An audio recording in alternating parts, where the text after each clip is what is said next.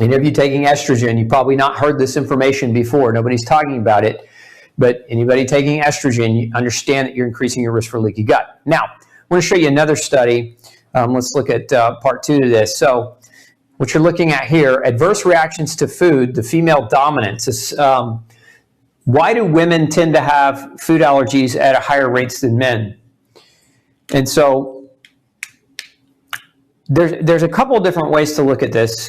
So we're talking about food allergies, but I also want to come back to autoimmune disease, because autoimmune disease, this is the #1 cause of death, COD, cause of death, in females under 65. Okay, #1 cause of death. Now let that sink in for a minute. Number one cause of death. Major contributor to death, okay? What causes autoimmune disease? Leaky gut. What do females make more of than men? Estrogen, okay?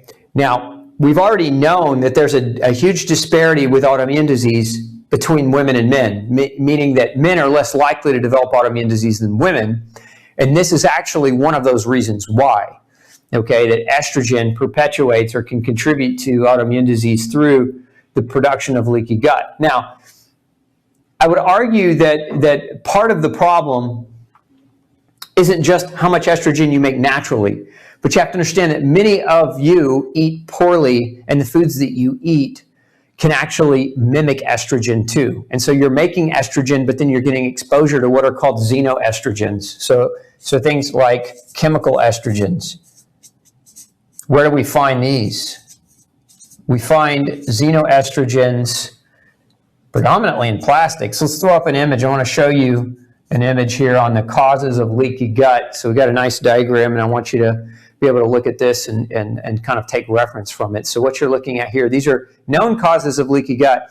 And so what I'm going to point out on this particular diagram is on the right-hand side of the diagram, kind of right in the middle there, you'll see plastics. Why?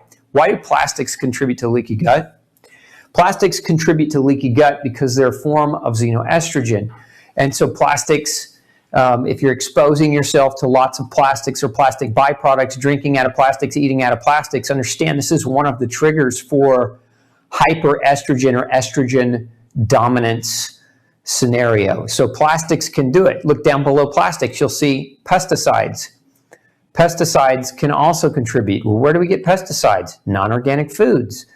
So again, eat organically, don't eat out of plastics if you want to avoid excessive estrogen exposures from xenoestrogen sources, so that you don't create an estrogen dominance that increases your risk for the development of autoimmune disease. Because females, look, you already make estrogen, you don't need more from chemical toxins. And so other places you can get xenoestrogens aside from pesticides and plastics they're going to be found heavily in cosmetics. So if you are using cosmetics, you want to try to find brands or varieties that don't contain these chemical xenoestrogens. Again, we don't want you to increase your estrogen dominance burden, because estrogen, again, remember, #1 cause of death in females is autoimmune disease under the age of 65, and we know that hyperestrogen or estrogen dominance contributes to autoimmune disease. We know that females are more likely to develop autoimmune disease. We know that estrogen is one of the reasons why, because estrogen can contribute to leaky gut. Now, all that being said, let's put up that study. I had it up a minute ago. It was on, here we go, adverse reactions to the food. So food allergies versus girls versus boys, right? And I wanted to show you that women are more likely to develop food allergies, okay? Food allergies are more common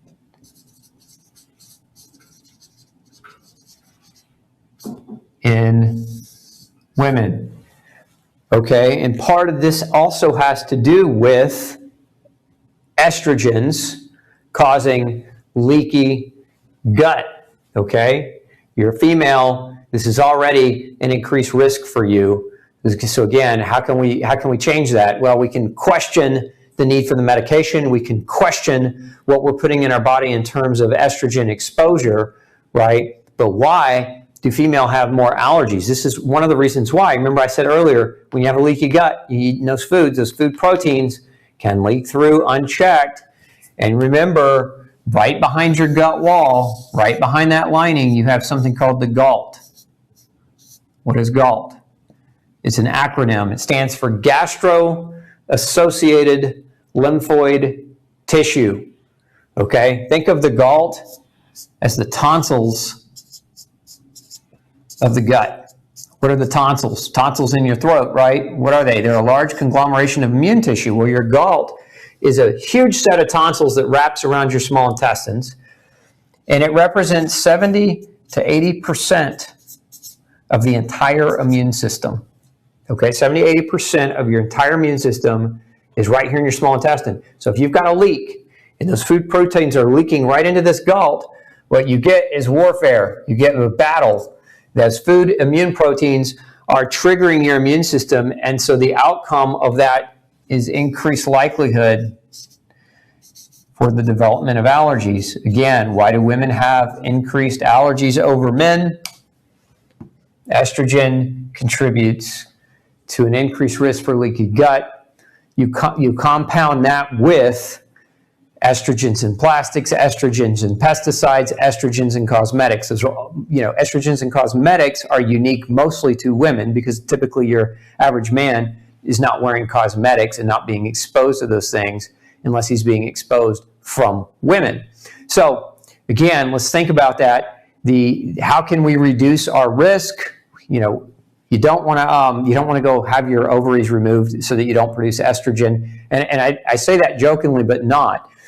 I don't know how many of you remember, was it the star Angelina Jolie went and had her breasts removed because she had a gene risk for breast cancer, which in my opinion is an absolutely ludicrous thing to do. You don't want to go have surgery to remove your ovaries because of this. You just want to do things intelligently with your diet and your lifestyle so that your body produces estrogen on its own naturally and healthfully, but you want to reduce your exposure to these other behaviors and to these other chemicals that can increase the risk for developing, an estrogen dominance situation. So there are nutrients associated, right, with estrogen, nutrient deficiencies associated with estrogen dominance as well. For example, magnesium deficiency, zinc deficiency, vitamin B12 deficiency, vitamin B6, vitamin B2 deficiencies can increase the risk for hormone abnormalities, meaning you make it more difficult or more challenging to properly metabolize your estrogen and excrete it if you're deficient in those types of nutrients. So again, B vitamins like B2, B3, B6, B12, and folate, as well as magnesium and zinc, very, very important for the proper metabolism and excretion of estrogen. And so those things, very, very critical, right, to prevent an estrogen dominant scenario as well. This is also why some doctors recommend that women consume vegetables that have DIM, D-I-M. This is a substance that helps to modulate estrogen metabolism as well. So cruciferous vegetables, things like cauliflower, broccoli, which are rich in DIM, can help with this process. So doing your part from a lifestyle perspective becomes very important. Don't go have your ovaries removed in fear of the fact that you're a female and that you're going to have a greater likelihood of developing or an increased risk chance of developing an autoimmune disease, because it's not just the estrogen that does this. What I've drawn out for you is I've tried to simplify it as best as I can so you can understand the concept, but I also want you to understand it also is more complex than just estrogen causing autoimmune disease. Again, we look at what contributes to autoimmune disease. This helps the process, and females have more of this, right? But what are the factors that really trigger autoimmune disease? And I've talked about this a number of times. Remember, there's 4 categories of triggers for autoimmune disease. Category number 1 is food. The wrong food, right? The wrong food can trigger, and gluten is the most well-studied. Gluten, dairy, and sugar, probably the top 3 autoimmune-inducing foods. Okay, so that's category number 1 is food. You should, if you're suffering with autoimmunity, you should get with the doctor, make sure they're testing you for food reactivity. Otherwise, you're missing a big chunk, 25% of the reason why that autoimmune disease develops. Number 2 is chemical exposures. Now, I just mentioned xenoestrogens, plastics, pesticides. Heavy metals are another family of chemicals people get exposed to. There are lots of dyes and food preservatives that can also act as xenoestrogens and also contribute to and trigger autoimmune disease. So chemical exposure, so minimizing your exposure to chemicals as much as possible.